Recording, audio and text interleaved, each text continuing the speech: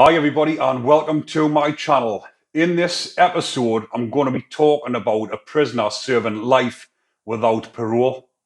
Stephen McColl from Glasgow, also known as Boom Boom Magoo, was handed life without parole.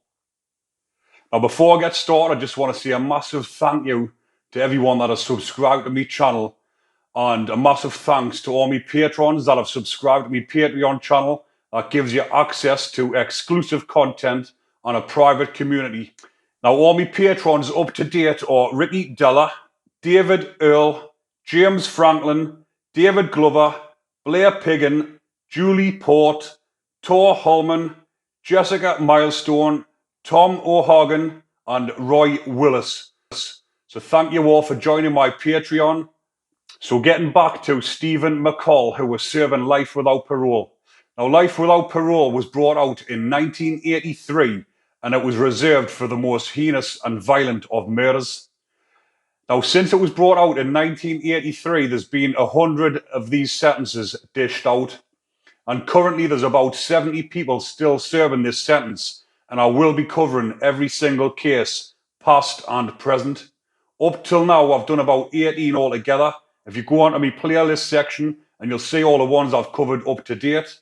Now, Stephen McColl got the name Boom Boom Magoo because he was a hired assassin. He was known as a hitman for hire, hence the name Boom Boom. And Magoo came from the name McColl. It was just a nickname made up for him, hence the name Boom Boom Magoo. But Stephen McColl is originally from Glasgow, and he moved down to Salford in 1997. So McColl had moved to Salford in 1997 after being questioned about the murder of Ralph Sprott, a firefighter who had also had underworld connection. In May 2001, McColl was recruited as an informant by the Greater Manchester Police. But unknown to them, he had murdered one of his gang members 2 months earlier. Michael Duran, 22, from Salford, was driven to Scotland supposedly for a holiday, and he was never seen again.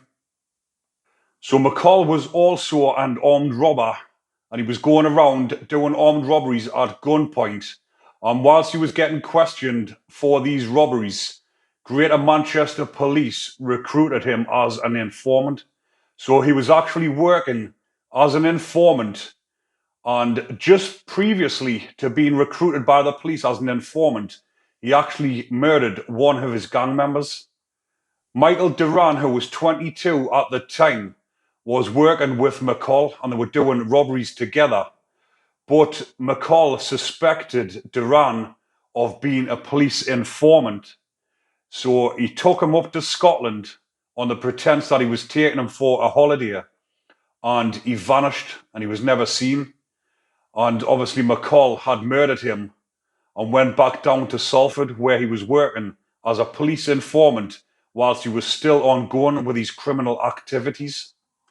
When the Glasgow detectives found out that he was actually working as an informant, they were so concerned that they actually drove down and spoke with Greater Manchester Police in person and told them about the concerns. But the Greater Manchester Police continued working with McColl, even though they'd been told about his previous history and suspected of being involved in the murder up in Glasgow. So the words of advice from the Glasgow detectives weren't taken by the GMP. And not long after this, McColl went on to murder Philip Noakes, another petty criminal who was 30-year-old at the time. And McColl went on to stab, beat, and shoot him to death. And all of this was because he was humiliated in public. But as you can see by McColl's pictures, he just looks like a little puny fella. And this is why a lot of the time you shouldn't underestimate people on their looks. Obviously, when it says he was humiliated in public, Philip Noakes was a big, muscly bloke. And whatever happened, there was an altercation and he felt humiliated in public. So he then went on to stab him, beat him, and shoot him. And then he went on and dumped his naked body off the M62 motorway. So McColl had previously been jailed for 15 years for a series of robberies where shopkeepers were held and robbed at gunpoint. So Michael Duran's body has never been found, and McColl's lieutenant Daniel Henson, who was 23 and also 23 at the time and also from Salford, was sentenced to life with a minimum of 18 years for helping to lure Philip Noakes to his death. And after a 10-week trial at Liverpool Crown Court, McColl was found guilty of both the murders and was sentenced to life without parole, meaning he will never be released from prison. But like I've previously mentioned, I'll be covering 100 cases of people serving life without parole, past and present. And if you are enjoying the content, remember to like and subscribe. Enjoy the rest of your day, people. Take care.